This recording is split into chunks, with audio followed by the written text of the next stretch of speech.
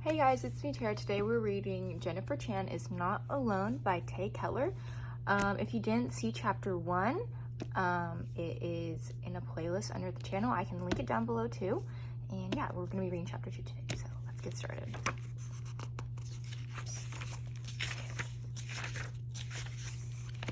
Chapter 2. The orchestra concert falls apart pretty darn fast after that. Everybody starts moving at once, and Tessa's mom hurries over to us. "Oh, what awful news," she says, placing a hand on Tessa's shoulder. Tessa's mom is the kind of person who seems to have a loud opinion and a big reaction to everything.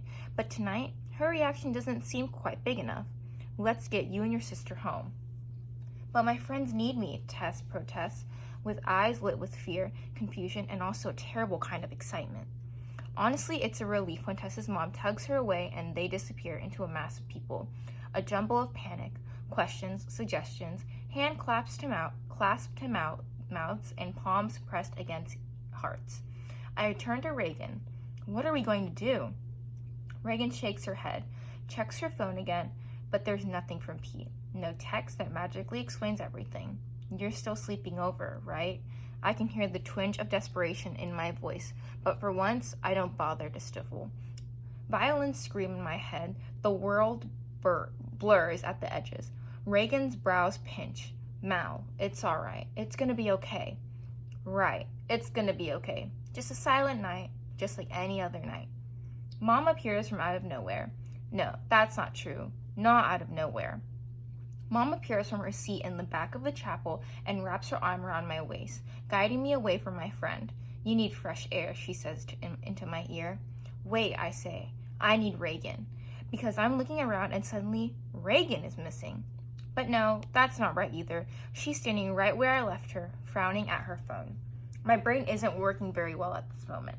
My mom leads me through the chaotic crowd and into a quiet corner. Then she kneels in front of me and holds my face in her hands. "How are you doing? Are you feeling faint?" I close my eyes until the spots stop dancing behind my lids.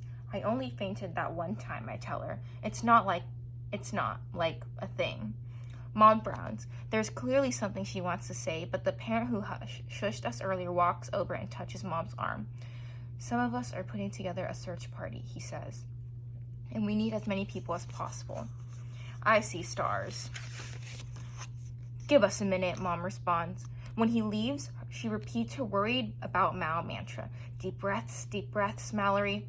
I start to say. I can't get my thoughts together. Questions pop into my head and then disappear before I can gather them. Why did Jennifer run away? Where did she go? Did she tell anybody what we did? Mom holds my wrist so tightly that I can feel my pulse beating against her thumb. "Oh, honey, I know how scary this is. I know. Where's Reagan?" I lost sight of her in the chapel, and she didn't follow us through the crowd. Mom pulls back. "You don't need to worry about Reagan. She's fine. Tessa's parents are taking her home." I know you're worried for Jennifer, but you don't need to worry about Reagan right now." "They're taking her home? But she was supposed to sleep over." I know I sound ridiculous, but Reagan has been the best friend way of reaching into my brain and knowing what I'm thinking, even before I do. All I want is to stay up late with her, talking and re-talking about what just happened. Mom's patience slips. "Mallory, Reagan is fine." She takes a deep breath. Deep breaths, Mom. "I know this is scary. I know you're worried about your friend."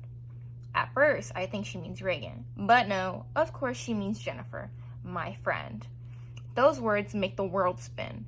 For a second, I'm back in that bathroom again, the one just beneath my feet in the basement of this chapel, and I'm reliving the incident. Reagan's words echo in my memory. "Who do you think you are?" Then I shake my head, snap back, and I'm in the chapel again. Jennifer Chan ran away. What kind of person runs away?